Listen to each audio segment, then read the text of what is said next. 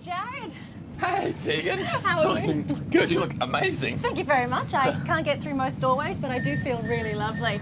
And welcome to Melbourne for the start of World Ballet Day. My name is Tegan Higginbotham and I'm here with senior artist Jarryd Madden as we prepare to take you behind the scenes at the Australian Ballet. Thank you so much for joining us. I thought we'd catch the tram to work. It's the best way Melburnians travel here in the city, and it's the closest stop for us to get to the Primrose Potter Australian Ballet Centre. And what a massive day it's going to be. Over the next 24 hours, some of the world's premier ballet companies are going to be inviting us backstage. So you're not only going to get to spend time with the Australian Ballet here in Melbourne, but also the Bolshoi in Moscow, the Royal Ballet in London, and over the next 5 hours, we're going to be looking at some of the other ballet companies in our region, including the Royal New Zealand Ballet, the National Ballet of Japan, and the Houston Ballet, unless Houston has a problem, but I'm sure they'll be fine. You're not going to do that all day? Oh, you'll be pleased to hear that I'm planning on doing that stuff all day, Jarryd. Oh, okay. But what are we going to be doing with the Australian Ballet in particular? Well, we're going to start off with our typical ballet class. We do that every day to get warm, and then after that we're going to see some of our Cinderella rehearsals, some Sleeping Beauty, a bit of Spartacus, which we opened 2 weeks ago, and a little bit of Capalia, so a big day for us ahead. But the whole point of World Ballet Day is to make it for you feel as if you're part of your favourite ballet. So settle in, you can dance along if you want to, or dress up like I have, just don't go jogging in this, people do stare. Now what's up first, Jarryd? Class, nice day for us, warm at the body, and then after that we'll go into Sleeping Beauty. Lovely. Well, look, if you do want to ask Jarryd or any of your other favourite dancers any questions, feel free to tweet us at the Aus Ballet or hashtag World Ballet Day, and we'll try to get back to as many questions as we can. Now, is this our stop up here? Yep, it is. All right. Can't be late. Excuse me, everybody. Arthur Street.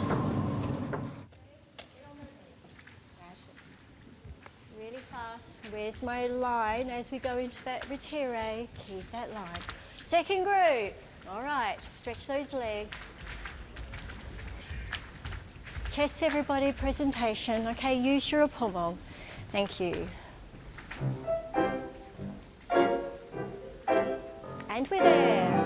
Use your feet. Fondue on the leg. Open the back.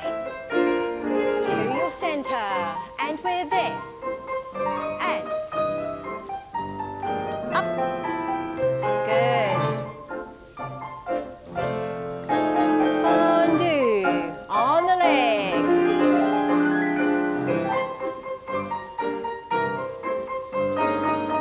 Solid supporting leg. We're there. All right, Sean. Don't walk away. All right, first group back, thanks.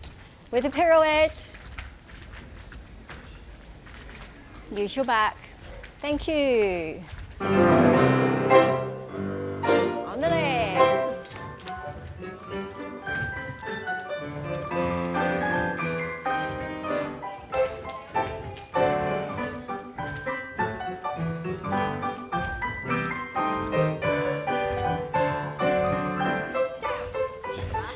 There we go.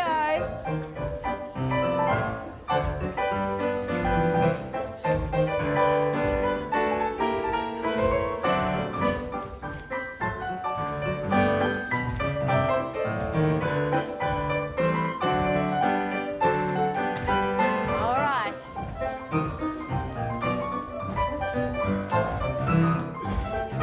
Go. Good guys, thank you.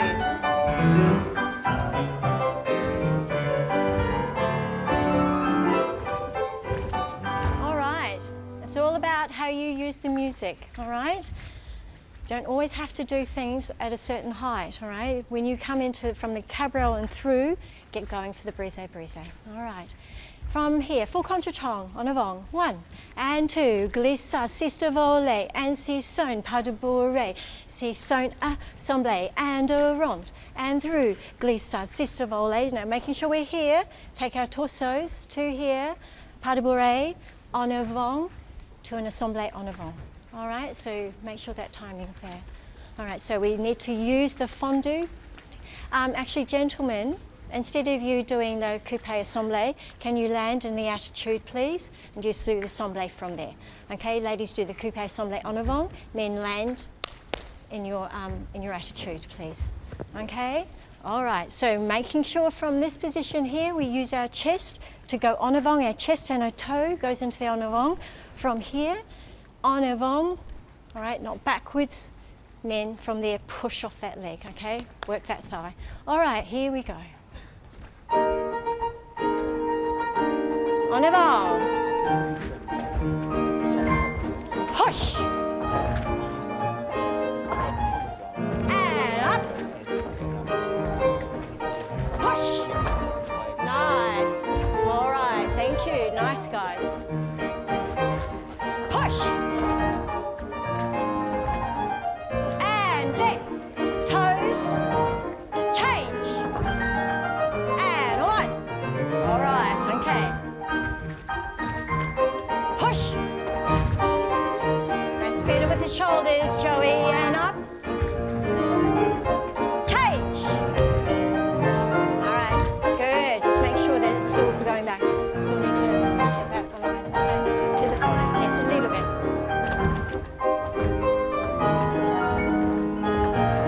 Push. Okay, good girl. Dana, Dana. Beautiful, but you're still going backwards, okay? Want to go forward with that chest. Forward, yes. There we go. That's it. Forward. Katie, not backwards. And. Nice, Jill. En avant, guys, en avant. And. All right, okay.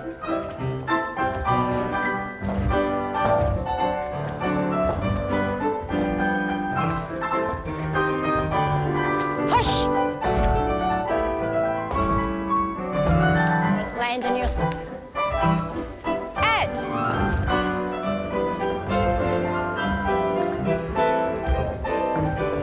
Chest. That's it, Dana. All right, okay, okay. All right. Coming forward, Grand Allegro, please. Okay, ladies, we start from here. Pakaru into a fouette, grand fouette. So I want you to come through that devant, and we land in the attitude. We go the other way, and we go through the fifth position to arabesque. Pakaru into an entrelaissé, gallop en arrière, into here, gallop, step, step, grand jeté. We're going to go balancé en avant, half tour, 3 jeté lancés going that way.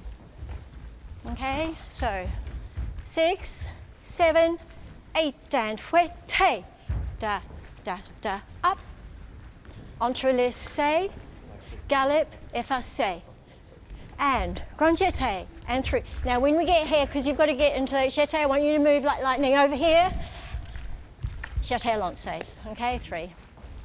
Gentlemen, from this corner. So you'll see now when we're doing this Grand Allegro that the women have different steps to what the men do. Okay. So the ladies are doing the fouette on l'air. Gosh, got my French terms all mixed up. Whereas the guys will be doing double assemblées and double tours and double saut de basque. When Fiona as well gives them these routines, these combinations, are these sorts of combinations that they're very familiar with, or are they just so used to hearing these words and having them all put together that they can pick it up that quickly? They can. So this is all unseen work. They haven't done any of these exercises before. So you try and make up something different. I mean, there's a certain sort of format that you stick to, but you try and make up different things for each class. So yeah, this is the first time the dancers will have seen them. Goes back to what you were saying about focus, because you really don't have that moment where you can zone out and you're just going to have to make it up on the spot. Yes. Now, Noah on Twitter wanted to say congratulations to the new principal artists, Amy Harris and Brett Chenoweth. What is the process for choosing new principal artists? Oh well, that's a really hard question because I bet it is, there's no set process. Like you don't do 5 principal roles and then all them automatically become a principal. It's a lot of, it's technical ability. It's also artistic performance, and some people come to that rank at different points in their lives. So Amy's been in the company for a long time and done a lot of really fantastic roles, but it felt like this was the right time for her to be a principal. Some dancers get there very quickly and some don't ever get there. So it's a really hard, I think the hardest as you go up in the company, it becomes harder and harder to achieve the next rank. So it's a bit of a pyramid. Only a few people ever get there, and the ones who do, they've usually got something that really separates them from the rest of the dancers. So some unique quality that makes them sort of draw your eye on stage. And that's what all the principals have in certain different ways. And some people are very dramatic, some people are just great technicians, some are just all-rounders that can do everything. And some people are very good in certain repertoire, like, there's certain roles that they're absolutely fantastic in, whereas other dancers can be quite versatile and do every role. So, yeah, the principal rank is a bit of an enigma. They're sort of like unicorns, they don't happen very often, but when they do, it's hard to actually work out what it is about them that makes them so special. Well, as you're working your way up to that unicorn status, Yes. what other stages are there? Because I know that just below the principal artist, it's the senior artist. Exactly. So in our company, we have, I think it's 5 ranks. So you start in the corps de ballet, and then the sort of featured people in the corps de ballet we call choreography, which is a French term. And then from choreography you become a soloist.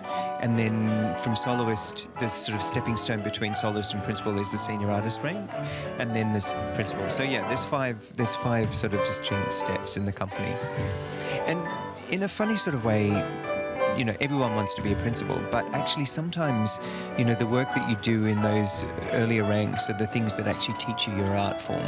So, when you're in the corps de ballet, you're on stage more, you're watching all of the principal artists, you're really learning from them how to be the sort of dancer that you aim to be. So they're really exciting. Each of those ranks, there's always things that you can achieve in each rank. Because I think I heard the other day that once you get to that principal artist status, you are limited with how much time you are on stage, and generally you're in the slightly more physically exerting roles. Yeah, so as a principal, you can dance all the principal roles, but you can sometimes do sort of character things as well. But yeah, your principal can only do in our company 4 shows a week maximum. So you do have more time not on stage, but when you are on stage, you're doing much harder repertoire. Whereas the corps de ballet and soloists and senior artists can do every night. And often, you can have a corps de ballet person dancing with a principal if that's what the choreographer wants. So the ranks are really there as a guide to how you're going in your career. But ultimately, it's the work you do on stage that really defines how successful you are. Wonderful. I was really lucky to see Giselle recently, which was just so beautiful. Quite unexpectedly saw 2 things on stage I wasn't expecting, which was 2 dogs. Yes. Are they on track to being made principal artists as well, or are they still got some work to do? They were our principal guest artist dogs. It's every so often there's a ballet that has, some animal componentry. There's a very famous ballet, La Fille Margade, that has a Shetland pony. No, it doesn't. It does. And we have dancers dressed up as chickens and roosters. The Royal Ballet do a very famous ballet, Tales of Beatrix Potter, where they're all animals. Oh, that's great. But yeah, the live animal component happens very rarely, but it can happen. I thought it was very brave. I was not expecting that, and I went, well, this could go so many ways. Well, luckily the dogs tend to behave themselves quite well, but we always have to have the clean-up boy for the pony just in case they get a bit overexcited and lose their control. Absolutely, absolutely. No, I was very happy, and they were incredibly behaved on stage. Giselle, from what I'm gathering, is a lot of people's absolutely favourite ballet. Yeah, they call it the Hamlet of ballet, and I think because for both the male and the female, they've got amazing dancing, but they also have incredibly detailed characterizations too. I mean, for Giselle, the mad scene is one of the great acting moments in ballet. Yeah. And for the man, Albrecht, he goes from being a sort of a mindless philanderer to being, a repentant, lover, I guess, of Giselle. So it's it's a great arc of technical and artistic ability. And you talk about that acting role, because there was so much heart in Giselle.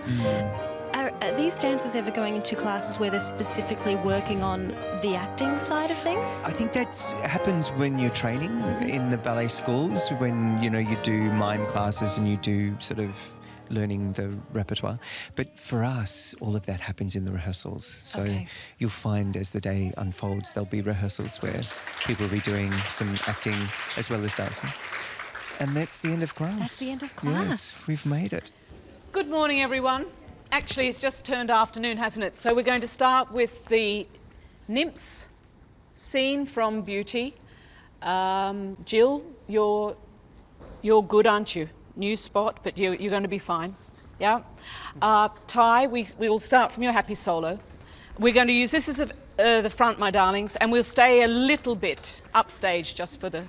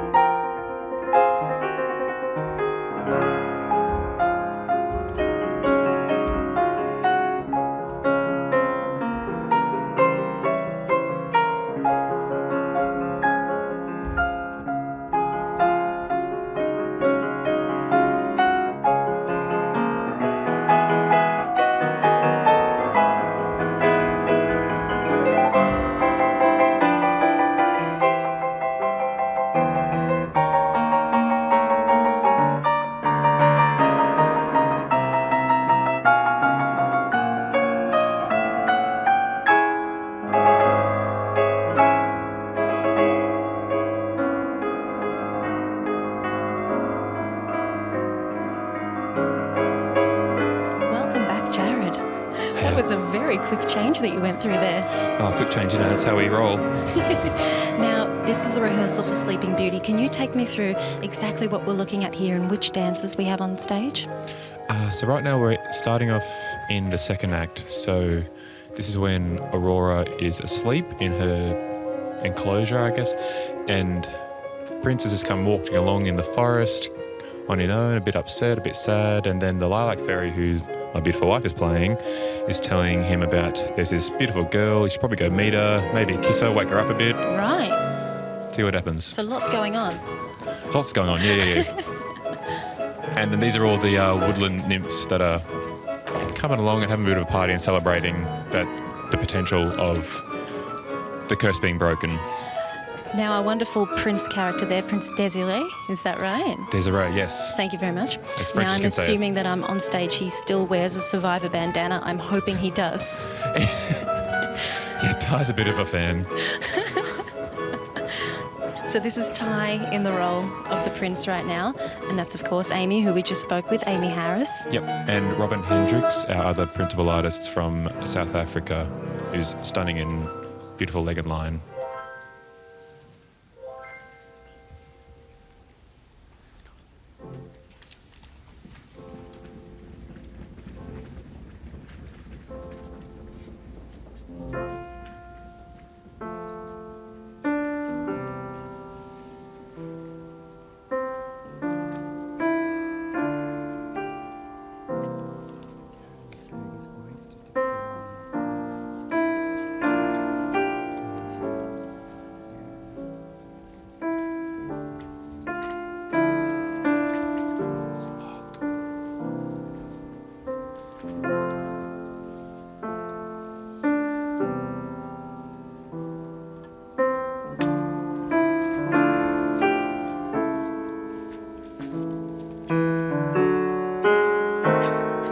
So right now we're seeing, this is the vision of Aurora. She's not actually here, so that's why he never actually can physically touch her.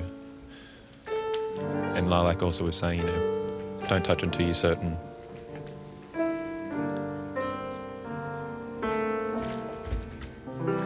I was discussing with David earlier that the dancers sometimes have to have several of these big ballets memorised all at the same time, because Robin and Amy, they were also in Spartacus, which is just wrapped up here in Melbourne, will be opening soon in Sydney.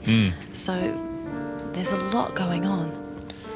Yeah, I heard David say during class, we need to know at least 4, I think, ballets at a time. Wow. Yeah, so Spartacus just finished, so that's fresh in our head. That won't be too hard to bring back in a couple of weeks. This is happening in a week in China, and then we're also learning Cinderella. That opens after Spartacus in Sydney. There's a ton to do right now, with about 2 weeks probably to get it all up to scratch. Wow. Every piece.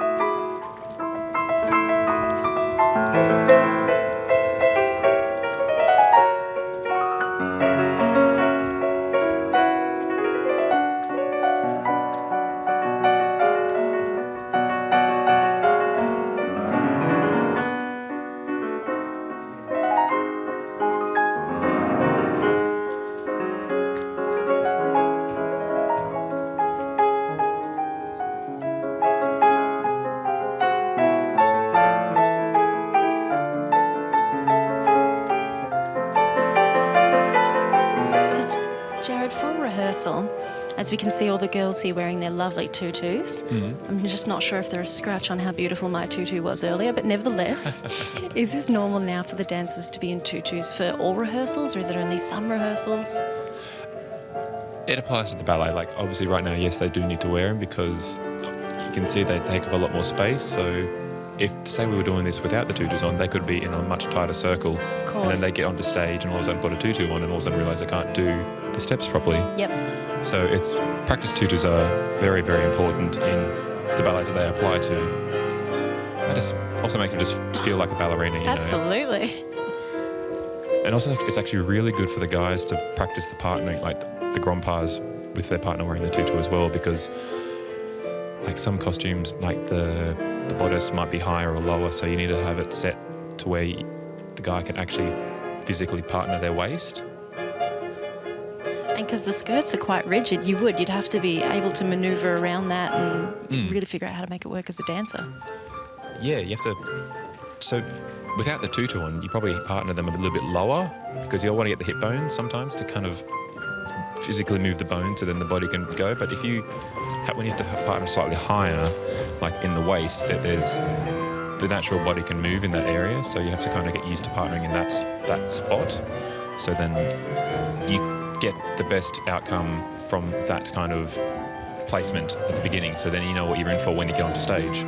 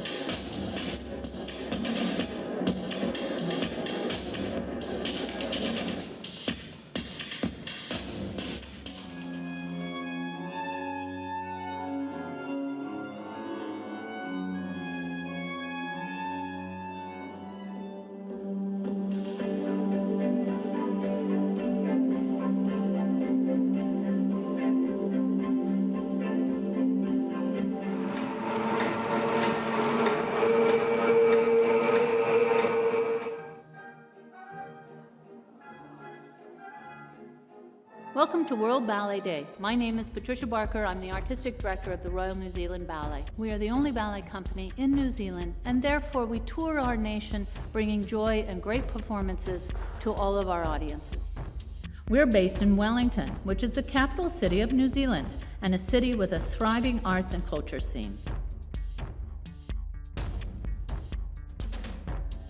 The Royal New Zealand Ballet is the first company in the world to start ballet class every morning as the sun rises across the globe.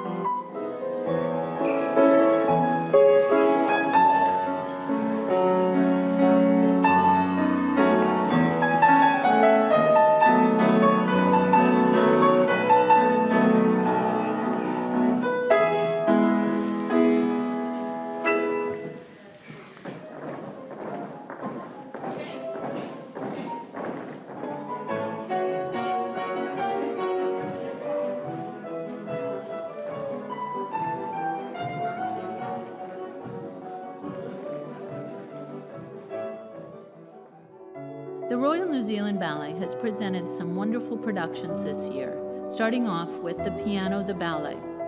Dancers, we have this universal language, which is movement, which is dance. And for me, I can be in New Zealand, I can work on the moon or in Mars, whatever. I think once you work with people, with the human beings, it's everywhere the same.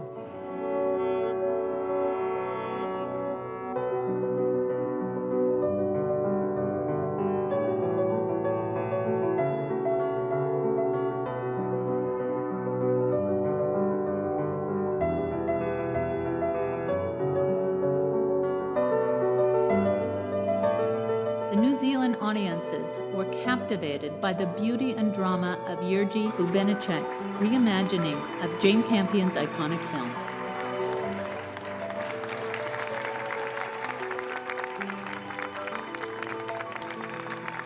We were also delighted to have Francia Russell in our studios restaging Divertimento 15 by George Balanchine. Francia is a leading authority on the works of Balanchine and was a close personal friend of the choreographer.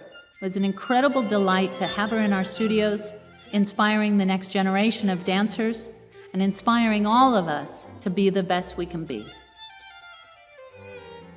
We were also delighted to be able to have Jarryd Killian's works in our studios and on our stages for our audiences to enjoy.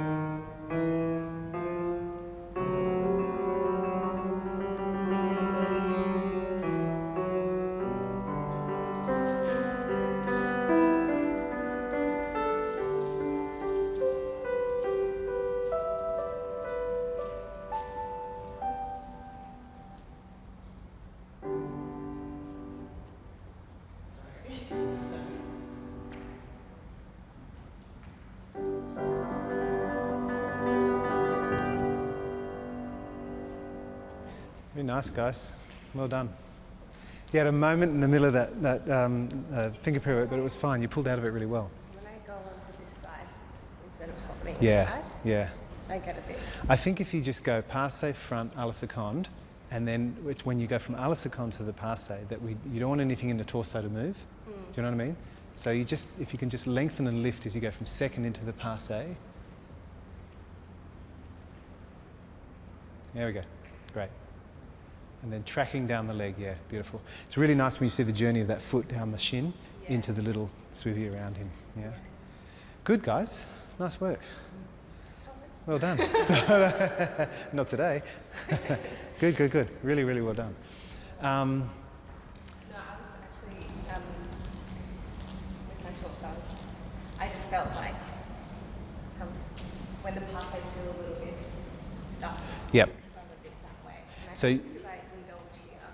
right. I mean, you have to have that vertebra out, but I guess it's as you come through, don't be too dipped into that side. Stay on that side and then it's like. Yeah. You get a bit of a whip going under then. So lift out of the body here, in and under. That's it. Yep. Good, good, good. Great. The attitude line when you stepped into the pose, spot on. Really, really good. It's just that little bit above 90, which is great. Did it drop? No, you sustained it really, really well. It's like with any promenade, it's just that thing of keeping the exact same distance around her, which you pretty much did. Yeah.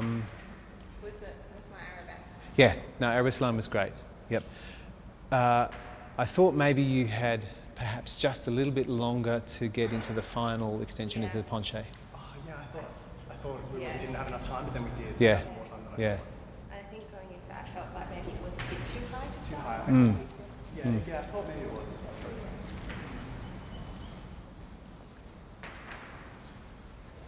Great. Just do this soutenu now. Coming up out of it. Fifth, passe, good. Bomb, bomb, turn.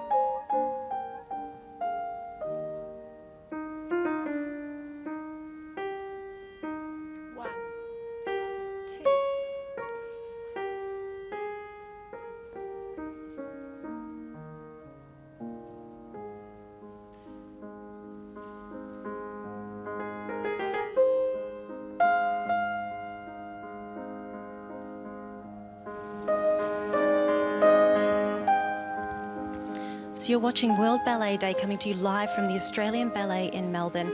The Bolshoi Ballet is up next after 4 p.m. Australian Eastern Standard Time. But Jarryd, just once again, what are we looking at now?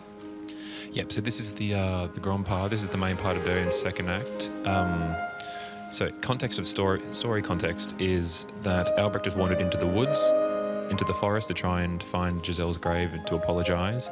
But in the meantime, the queen of the willies, the queen of the ghosts, there's a folklore is like if anyone wanders into the forest, they have to dance till they die by magical powers. And so at this point, Adam the prince, Albrecht, has been sucked up into the whole conundrum. And now Giselle is trying to spare his life by trying to dance some of the time as well to allow him to live long enough for sunrise. Wow. Now, thank you to everybody who's been sending in questions. Your questions online have been incredible. If you do have any others, please send them through either on the Australian Ballet Facebook page or you can head on to Twitter and use the hashtag World Ballet Day. But Jarryd, somebody actually sent another question through for you, and that is, how old were you when you began training full-time? Full-time? I was 16 when I moved away from home to train full-time. I didn't take ballet seriously till I was about 14 when I saw Spartacus. I did it because my principal at the Royal Ballet School said, you know, it's a good fundamental to have for any kind of genre. I wanted to be a tap dog when I was younger, or Broadway, but you know, when I saw Spartacus, it was so powerful and emotionally fulfilling that I was like, I need to do this. So yeah, so I took it seriously from 14, but then trained full time at 16. Now, we were chatting with some of the students from the Australian Ballet School who study here, but you didn't go to the Australian Ballet School. Your career took a really different path, didn't it? Yeah, I went to the National Theatre Ballet School in St Kilda, a couple of suburbs away. It was exactly what I needed. I had some amazing teachers. The principal there, Miss Beverly Jane Fry, it was incredible. She got me into gear because kind of showed me like what ballet. If you want to be a ballet dancer, you got to work harder than you're working. Because I was like carefree. Yeah, cool. I can do ballet. It's like no. This is how it's like. This is what goes into it. You were lazy. It's fun too. Yeah, nice. God, they're as bad as my dad jokes. This is another question from Roman. What was your... Oh, gosh, cool this name. is a cruel question, Roman. What was your worst mistake during a performance and how did you recover? Dredging back memories. Yeah, no, I didn't recover. We were doing a very serious ballet called Checkmate, kind of like it was a chess game on stage, and I was one of the black knights fighting the red knights, and just before I went on stage, one of my mates just happened to say that tonight the lead role will be played by Jennifer Lopez, and then I couldn't see this guy as anyone other than Jennifer Lopez, and it's just the four of us on stage, death staring at each other, and nothing else no one was moving, and I was just losing it. It was like silent crying on stage, and Fiona came back, understandably quite angry, and I was like, I'm so sorry, that was so unprofessional. She's like, you won't do it again? No, I won't. But it was, I don't know, it wasn't that funny, really. It wasn't really that funny, but I just You just couldn't. got the giggles. Once you start laughing in inappropriate moments, you just can't stop laughing. It just makes it funnier. Great. We were early on this. This was beautiful. Fouetté. Just all of this was really good. When we were going into the carries, I think, Eddie, it's the second side. Still want to see that. That's what I was going to ask you. After we've done the short side here, I feel like I want to stay here because I feel like it's a bit like that. I can make you do it. Because otherwise it's smooth. Yeah.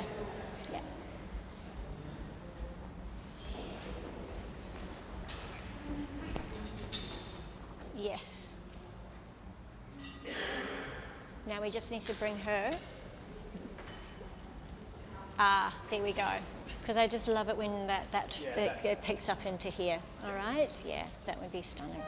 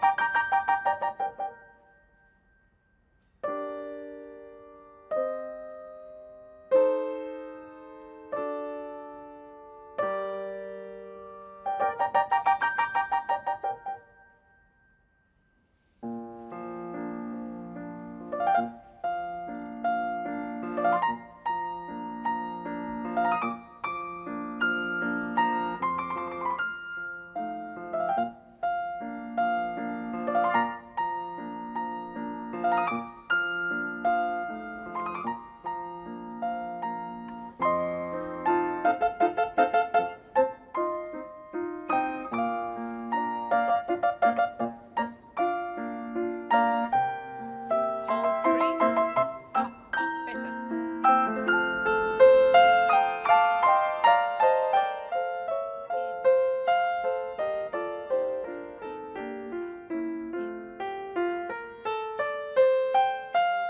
Six, better. Ladies, good.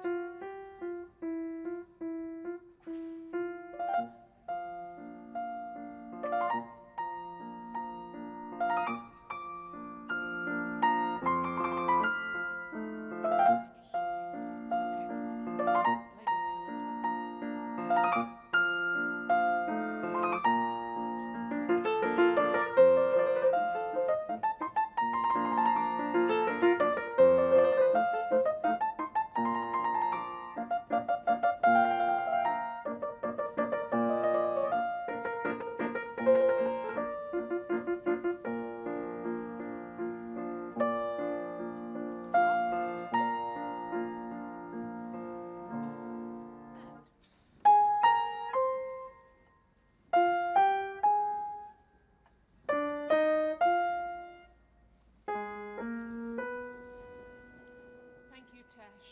Just a sec. We've run out of time, my darling. Come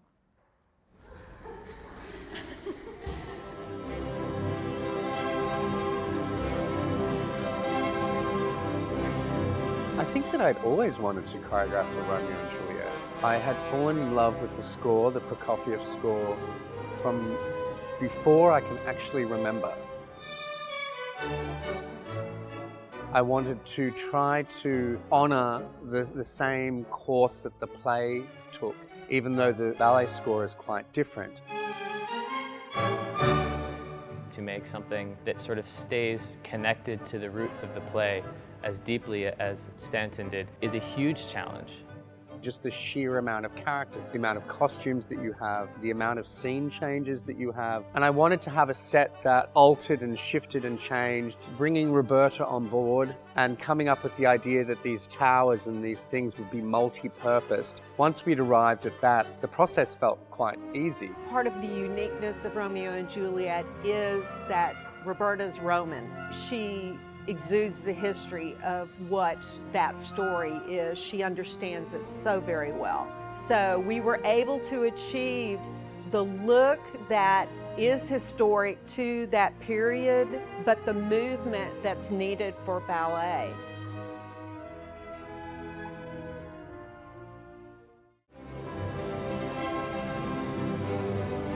To finally bring the company to Australia felt like a real milestone. It was the first time that we traveled to Australia and also presenting his new production of Romeo and Juliet. It was challenging, but the audience and the staff, the crew, everybody really supported us from the first day that we arrived. They were so receptive to the production, to the company, and that was a real joy for us to finally connect in person and properly introduce ourselves.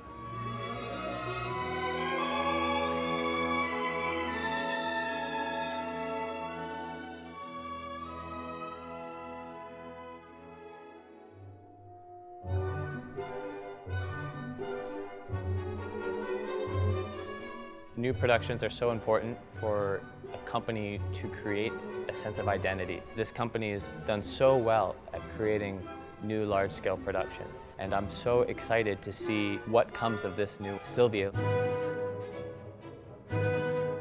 It had been this great score that I knew existed and I knew that I personally loved. Finally, it fit in place how I wanted to tell the story with 3 different love stories intertwined with each other, and the choice to go away from the Roman telling to the Greek. Jerome Kaplan is the designer for Sylvia, who I actually met for the first time in Australia. For this production, Sylvia, I needed something very unique, something modern, something historic. He creates a place that is very abstract, but also very real at times. It was also through Jerome that I met Wendell Harrington, who's a projectionist. You may have seen Wendell's work here in Houston for The Nutcracker. She's wonderful. So, I mean, the combination of Wendell and Jerome, and of course Lisa Pinkham for the lighting design, is really exciting. We've just come off Nutcracker and Romeo, which were really authentic, where the costumes and the scenery look like you were really there in a movie set, to this place, which could be anywhere, anything, anytime.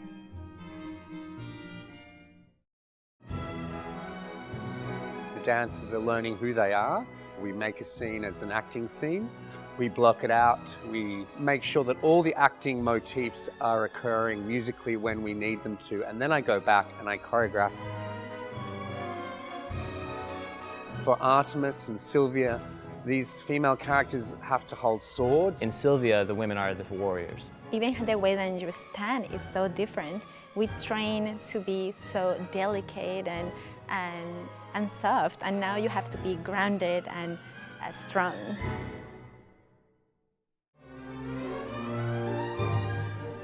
Houston Ballet and Australian Ballet have had this unique connection, and that's coming together with this co-production of Sylvia, which is really special, that we can combine our resources and make this piece of art together. It is so fulfilling and so rich, and I think the audience will have such a great time. It has every possibility to make this ballet one of our most returnable classic favourites.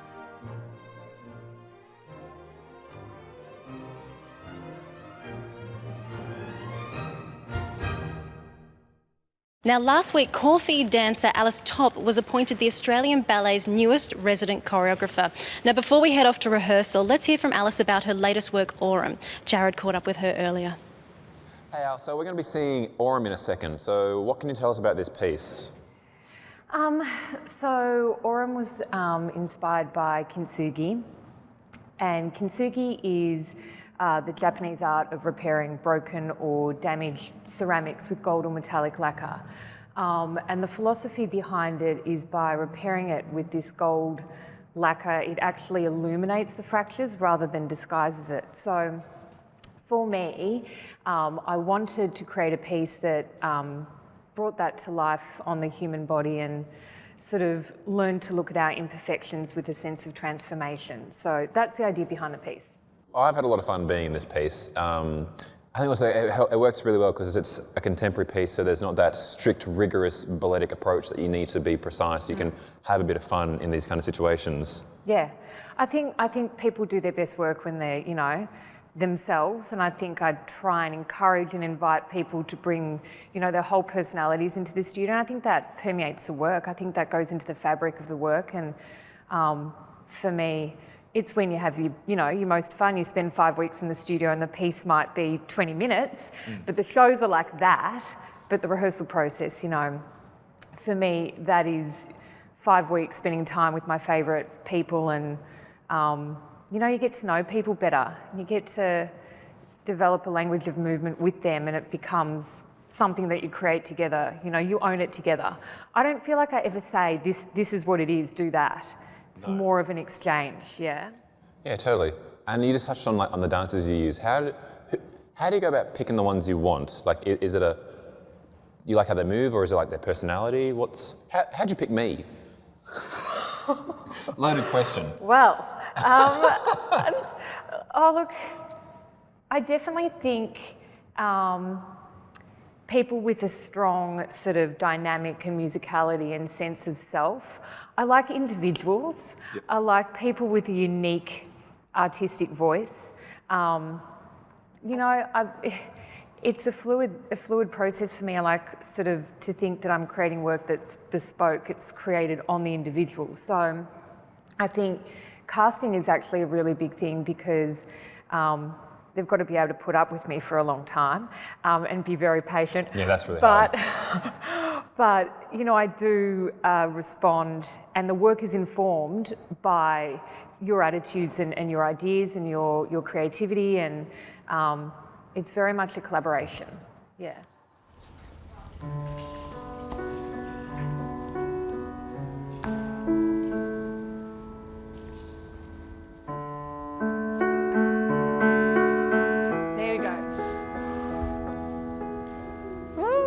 Nice. Yeah, great.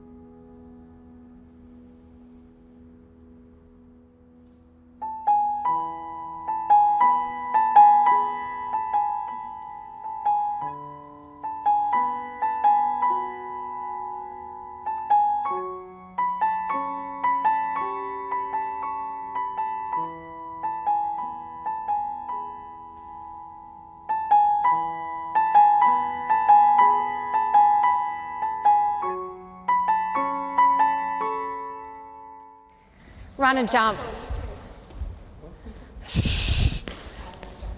Over there.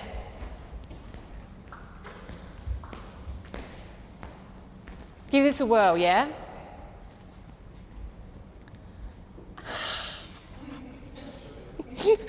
Chokers.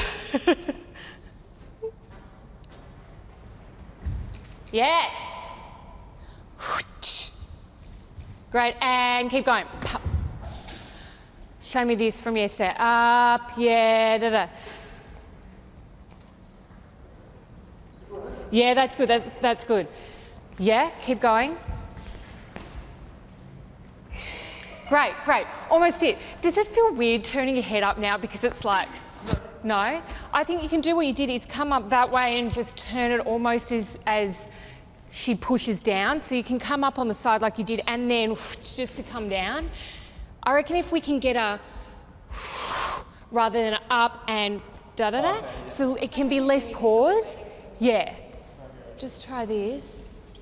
Over and down. Yeah, there. Yeah. Can you do that? Is she able to do that and anchor? Can you do that a bit more rather than so you're solid so he can swing around? I think at the moment I'm not sure where the ideal place for him is to put that foot. So from there. I anchor like just in line with your head. Yeah, great. Yeah. Guys, I'm sorry to interrupt. Can I stop you there for a second? Sure.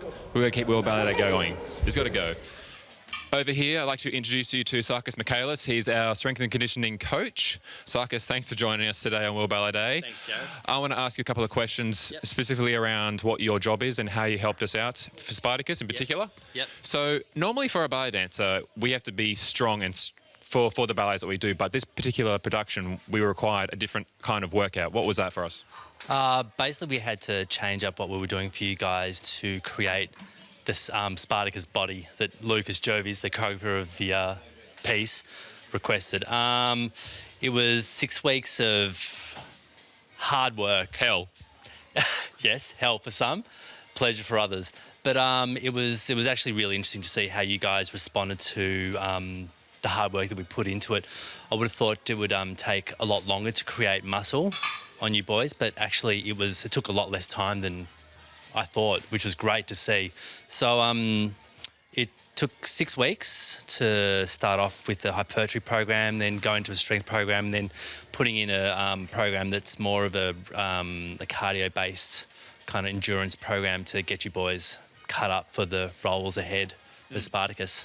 And another thing that we had to do whilst we were training to become Spartacus was naturally with ballet, we burn off a lot of energy, so we have to constantly feed our body to just meet the demands of ballet itself. But the problem with that with our training program was for us to gain muscle mass and size to look the part, is that we had to eat a ton more. Yeah, absolutely, you did.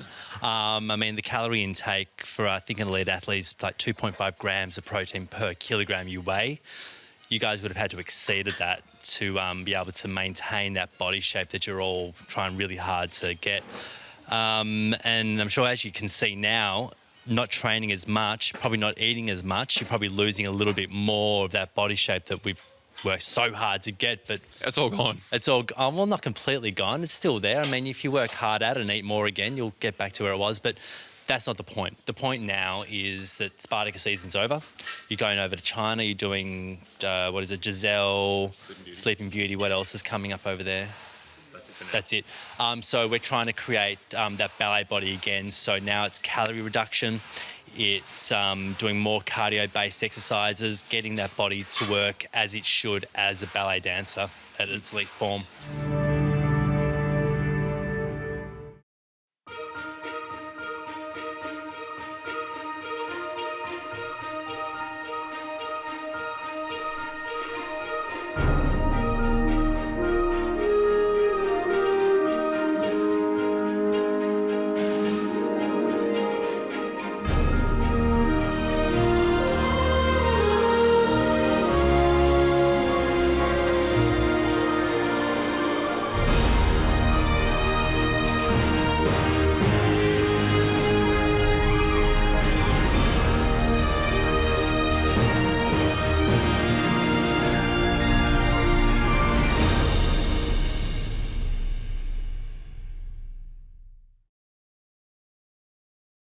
My name is Noriko Hara, Artistic Director of the National Ballet of Japan.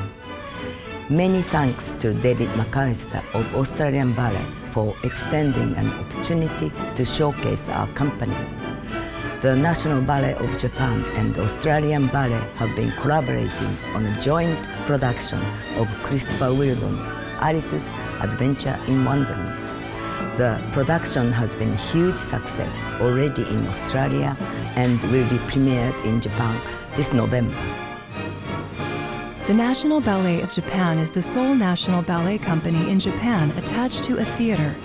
The National Ballet of Japan was established at the same time the new National Theatre Tokyo was inaugurated in 1997 as the hub of contemporary performing arts. The new National Theatre Tokyo consists of 3 theatres where ballet, dance, opera, and drama are performed. The broad repertoire of the National Ballet of Japan includes classics such as Swan Lake, masterpieces of the 20th century choreographed by Frederick Ashton, George Balanchine, Kenneth Macmillan, Roland Petit, and also pieces by contemporary choreographers. Moreover, the company is forming its own unique repertoire by commissioning choreographers from around the world to create original ballets for the National Ballet of Japan. 新国立劇場バレエ団のいいところは、ダンサーたちがとても The 真 real 面目である strength of the National Ballet of Japan is the absolute dedication of its dancers. We have more young dancers now, and they are truly committed right from the early stages of rehearsals. Because the company has only been going for 20 years, I believe we have the potential to create history and shape its future. The company aims not so much for animal power, but for the delicacy, precision, and purity that are characteristic of the Japanese. Ballet was introduced to Japan about 100 years ago, and it soon won the hearts of the Japanese people. The number of ballet devotees increases every year. Ballet in Japan is now a mix of East and West. Compare this with the kimono, considered to be the paradigm of Japanese aesthetic. Kimonos have been loved throughout the years, and Japanese traditional patterns have always drawn international attention. Recently, a Japanese designer adopted the Yuzan patterns of kimono in Western-style dresses and tuxedos at the Paris Fashion Week, another example of a fusion of Eastern and Western aesthetics. The corps de ballet of the National Ballet of Japan is often praised for its beautiful forms. The style that can be created by such things as the delicacy and precision of the angle of the hands and neck is amazing. It makes the soloists and main characters wish to harmonize with that beauty in their dance.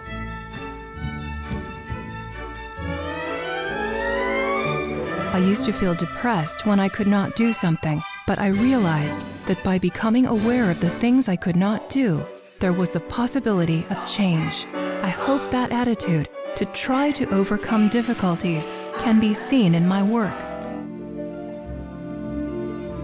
劇場付きのバレエ団であるっていうことがすごく僕はいいと思います。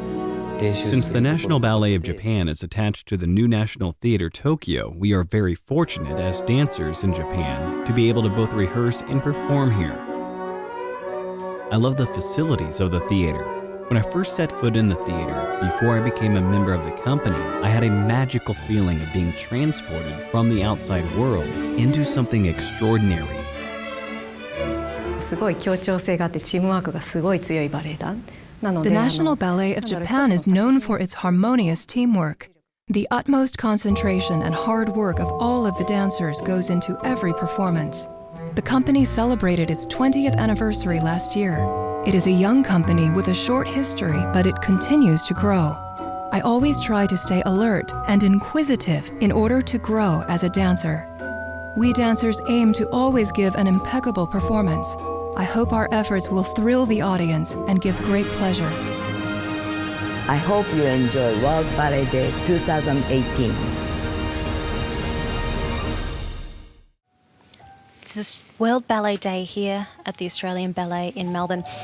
And this is one of the bits that I've been looking forward to all day. Jarryd, can you please tell everyone at home what we're looking at right now? This is our brand new Spartacus, created by Lucas Jervis, and this is in the first act where Kevin, who's playing Spartacus, is in the depths of despair. He's in the middle of the training camp, training to become a gladiator, and he's just remembering his love of Flavia, and this is kind of just, she's not really here once again. It's another vision part of her, so he's just really upset, and he's just remembering the beauty of her, and it's kind of pushing him along. This is Lucas Jervis right now. Because you're a vision, okay, so you're coming in and out of his sights and mind. So after you take his arms open and you present this way, how does this next port de bras sneak in without it going too accented, and it just falls, yeah, boom. And then even that moment, Rob, from there, if that extends, and then that's what pulls you into the form. And then exactly, and now the same idea, you keep going, boom, boom, and then into this, yeah. And then the same thing also for the promenade. I think we get there a bit too soon. I think as you embrace, the développé can be stretched out over that entire time.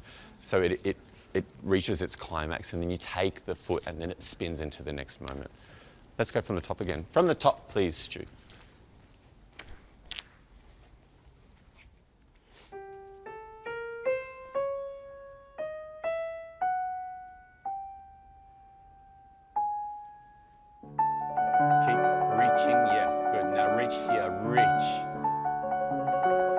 Never stop moving.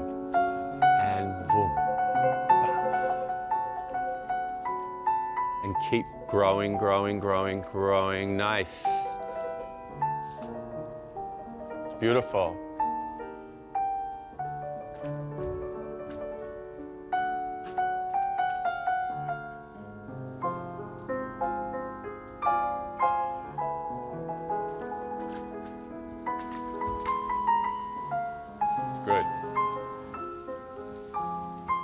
Jarryd, you'd be one of the best people to talk about exactly what's happening here because you are also Spartacus. Tell me what this scene is about. Yeah, so as before, this is, he's just in the depths of despair. He's just missing Flavia and everything, you know, the freedom before him, because at the beginning of this ballet, they get brought to Rome as slaves from Thrace, and they just get separated from the get-go, sold at the auctions, and he's been forced into gladiators. She's a slave to the Roman Emperor Crassus, and so he's just at his wit's end, and the memories of Flavia keep him going. It's that kind of that back of the mind, you know, like you can either just give in, die, or just fight. And there's these moments in this ballet in the first act kind of really set that up. and massive runs. Boom, bah, and now reach. Wow. Ooh, good. And the vision becomes a nightmare. Right idea, I guess we just have to pull it back a little bit so that it's a bit more secure.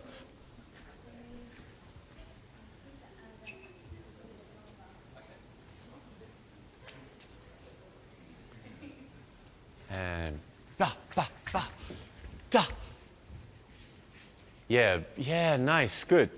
And the same thing for you there, Rob. The second it closes in, it doesn't stop, it just keeps reaching, and then that initiates that port de bras. Second observation, I wondered if in that mini press, you're looking down at Kev the whole time. Is there a chance that eyes go up just at the last moment? I'm not sure because you're so forward, but just have a look at that.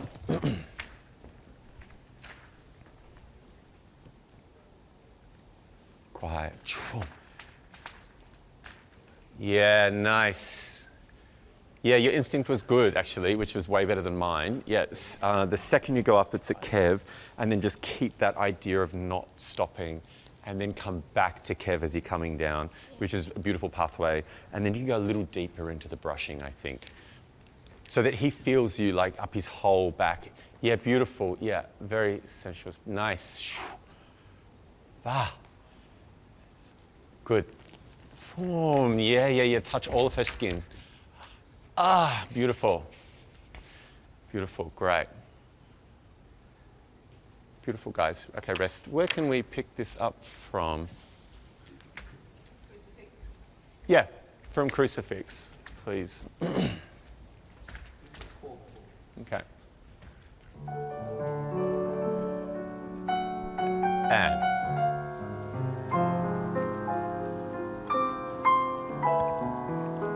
This production was so well received opening night.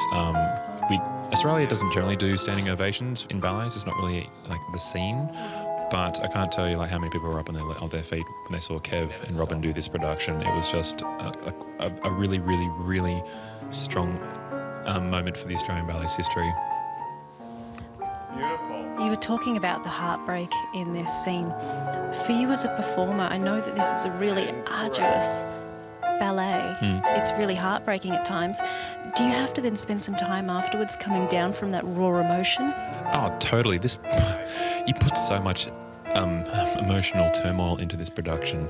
You finish at the end up on the plinth, crucified, and you just at your wit's end. And every production, every time I was doing the show, I was just bawling my eyes out, not even acting. It was just like this rush of emotion. And so it really did take a while. Like it was kind of... I came off stage like just stunned and like this is just drained of energy, emotional and physical, and you just, God, what the hell just happened? So you have to just it takes a good 20, 30 minutes before you kind of come back to normal. Like I guess your mood picks up again. Like it's such a sad ballet. It's so sad. Everything's just bad. It never goes well for him. Very good. Very good. Yeah, right. So that's the discrepancy. Like when Kev steps forward, is that when your arm comes off, or do you? How do you release from that? I'm not sure.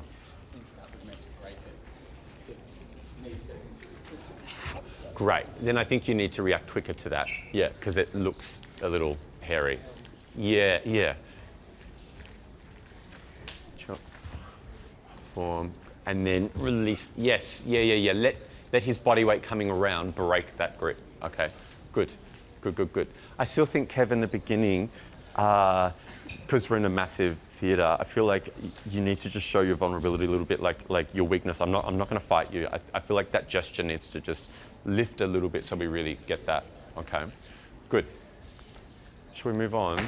Let's maybe go from Superman into Superman. Can we just go into Superman on that music change? This is leading into it, guys.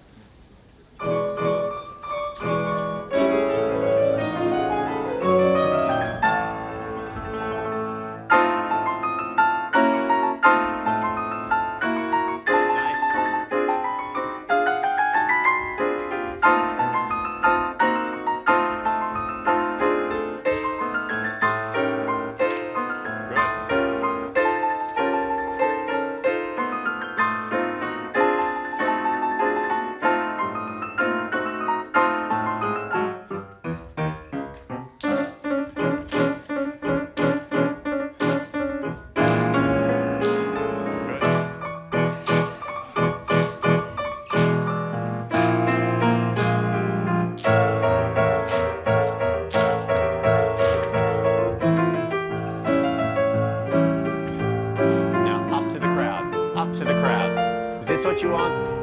Good.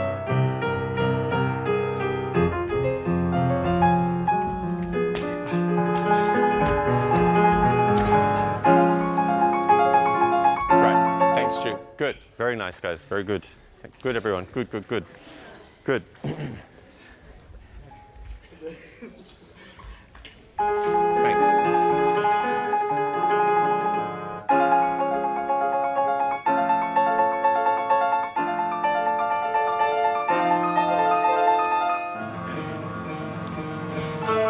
All right, so this is the turning point right now. Up to this point, Spartacus has just been like, I don't care, let me die, you know, I don't want to fight you. But then at that moment, he remembered Flavia and he's decided, no, you know what, I'm going to live. And if I'm going to live, that means you have to die. But just so that the people at home can understand the importance of this fight, this isn't him fighting an enemy, this is him fighting one of his closest friends. This is his best friend, yeah, they were captured together, so this is really, really traumatizing. They are really going for it. Actually, I want to ask you a question, because I know you used to be a bit of a boxer. Yeah. What do you reckon? What's your take on it? Oh man, I wouldn't take them on. Neither. I'm glad it's the same as him instead of against Kevin.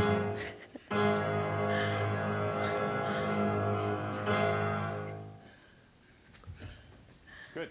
Okay, good. Good. Very good. Nice. Good. Good. Very good. Good.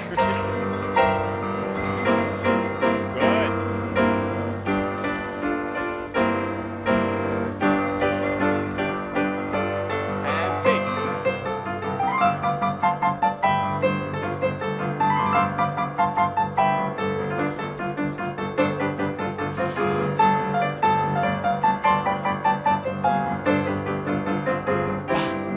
Beautiful. Nice.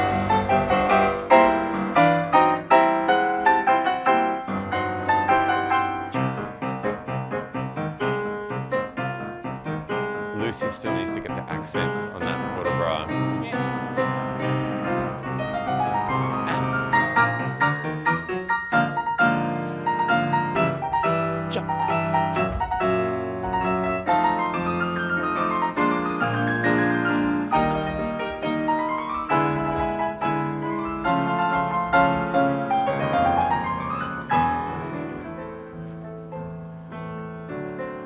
Just come forward a bit, Jill. Yep.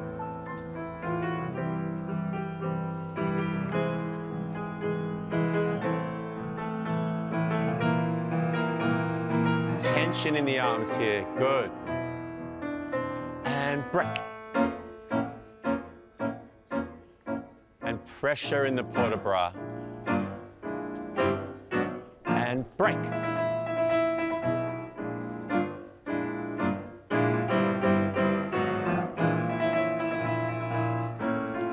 Stretch.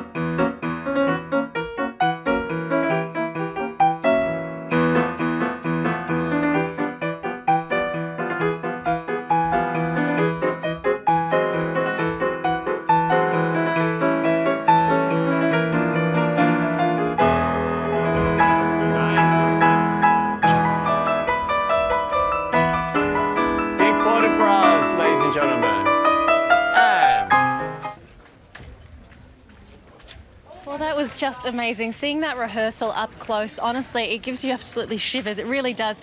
If you missed out on seeing Spartacus here in Melbourne, don't worry. It opens again at the end of next month at the Australian Ballet's second home, the Sydney Opera House. And really, no matter where you are in Australia, even if you don't live in Sydney, fly there. It will absolutely be worth it, I really promise you. Now, before we wrap up today, I do have one more question. You can probably both answer this one. I think they've left the strangest one for last here. Okay. Shanice Chapman would like to know, how itchy are the tutus when they end up in your face? Oh, it's like you do get chill rash. It's like pash rash, but from a tutu. Really? Yeah. Some of the guys, you know. So it's actually a thing? Oh yeah. Oh no, I remember like practicing sit lifts and taking the girl off your neck. You'd like the repetition to be like a cheese grater. Yeah, especially the new tutus because they're so new and hard. Wonderful. Well, all the insider things we've learned here today. Unfortunately, though, I'm on my very last page, which means that we have run out of time here at the Australian Ballet. It is time for us to hand over to the Bolshoi in Moscow. Now, if you have missed any of today's broadcast from the Australian Ballet, it's going up on Facebook and YouTube tomorrow. And it will stay up there for 30 days. So you're going to have plenty of time to catch up. And if you don't get to come to the Australian Ballet very often, that doesn't matter. You don't miss out because The Merry Widow is going to be at select cinemas. And that's happening. You can go to Cinema Live, just Cinema Live, that's the A.com for all the information there. Jarryd, thank you so much for taking me on this incredible journey. No, you're welcome. Thank you so much for joining us. It's so nice to have a bit of an insight into our company and the day-to-day life, and we've loved having you here. It's been so much fun. I think the favourite part was our Giselle acting. Oh, definitely. Our Giselle acting was top. David, thank you so much. I'm going to be looking at that on YouTube. Well, we're going to have to let you go here. Goodbye, but I think it's a big thanks and goodbye from everybody here at the Australian Ballet. See ya. Thank you. Over to Moscow. Enjoy.